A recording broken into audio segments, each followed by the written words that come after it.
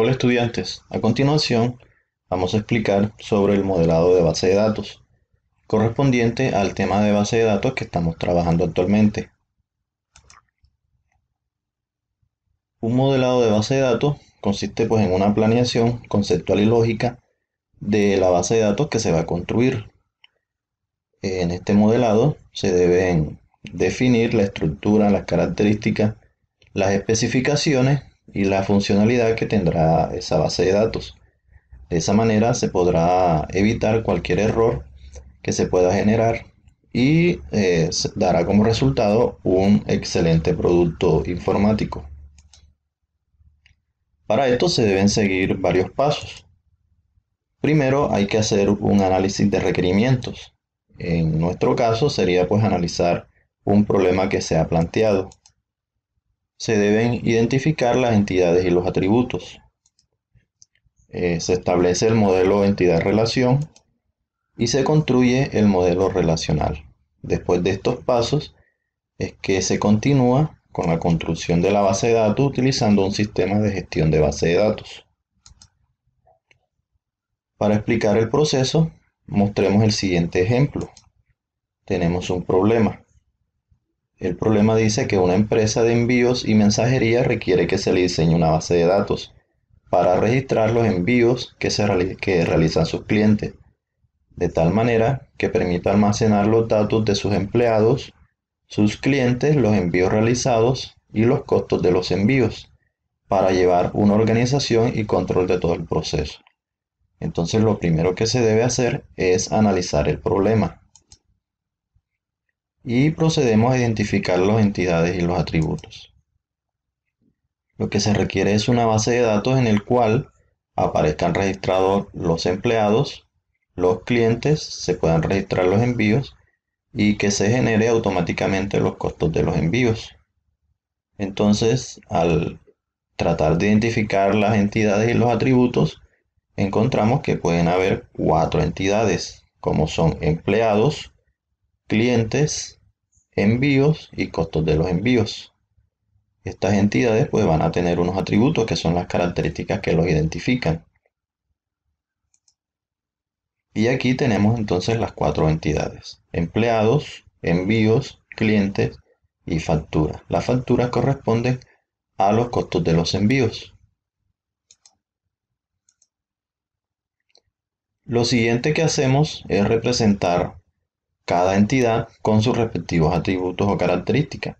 En el caso de los empleados, pues los empleados van a tener un número de documento, tienen nombres y apellidos y tienen fecha de nacimiento, además de otros posibles atributos como dirección, teléfono, en fin. Por su parte, los clientes también tienen atributos parecidos a los empleados, como son un documento, nombre y apellido, dirección, ciudad, teléfono. Los envíos, por su parte, van a tener también atributos como un número de guía, una fecha de envío, una dirección a la cual se va a enviar, la ciudad y el nombre del destinatario. Y la factura, pues va a tener un número de factura, se va a especificar el costo y el nombre del producto que se ha despachado. Aquí entonces pueden observar las 4 entidades con sus atributos. El siguiente paso es establecer el modelo entidad-relación. Para eso debemos identificar las relaciones entre las entidades y la cardinalidad que puede haber entre estas relaciones. Esa cardinalidad puede ser de uno a uno, de uno a muchos o de muchos a muchos. Entonces debemos establecer cuáles son las relaciones entre las diferentes entidades. Por ejemplo, en el caso de empleados, ¿con qué entidad se relaciona empleado? En nuestro caso, pues los empleados se relacionan directamente con los clientes. Los clientes se relacionarían con los envíos y los envíos se relacionarían con las facturas. Entonces, aquí lo que hay que establecer es cómo se relacionan los empleados con los clientes.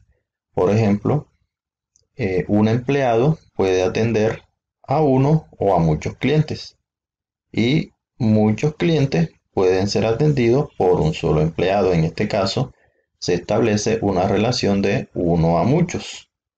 En el caso de los envíos, de los clientes y los envíos, podríamos decir que un cliente puede realizar muchos envíos y muchos envíos pueden ser realizados por un solo cliente.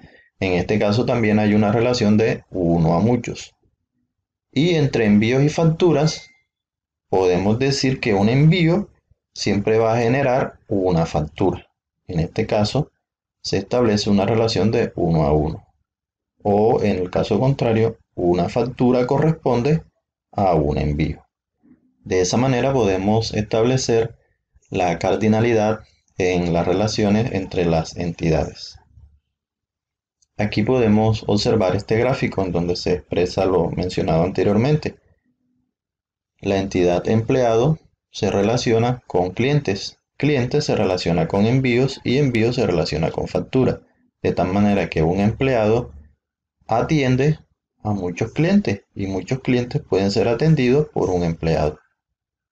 Un cliente realiza muchos envíos y muchos envíos pueden ser realizados por un cliente. Y un envío siempre va a generar una factura. Entonces aquí podemos observar el modelo entidad-relación. Lo siguiente es construir el modelo relacional. Para construir el modelo relacional, convertimos las entidades en tablas y los atributos en los campos.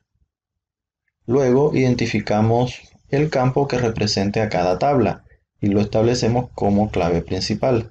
En este caso debemos tener en cuenta que para escoger un campo como clave principal, ese campo no debe tener datos que se vayan a repetir. Por ejemplo, si tenemos un campo nombre, no puede ser escogido como clave principal porque más de una persona pueden tener el mismo nombre. Así que hay que ser muy cuidadosos aquí. Y lo tercero sería agregar clave foránea con base en la clave principal para crear relaciones entre las tablas. Entonces observemos.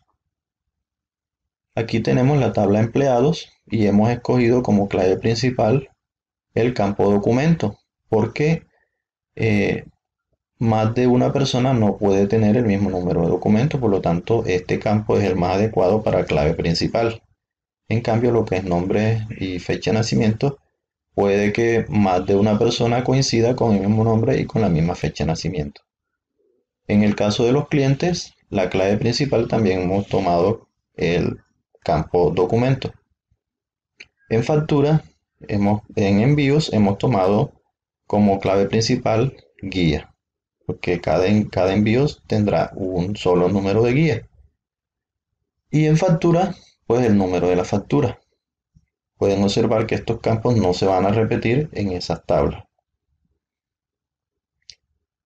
A continuación, establecemos la relación, pero para poder establecer la relación entre las tablas, debemos crear claves foráneas.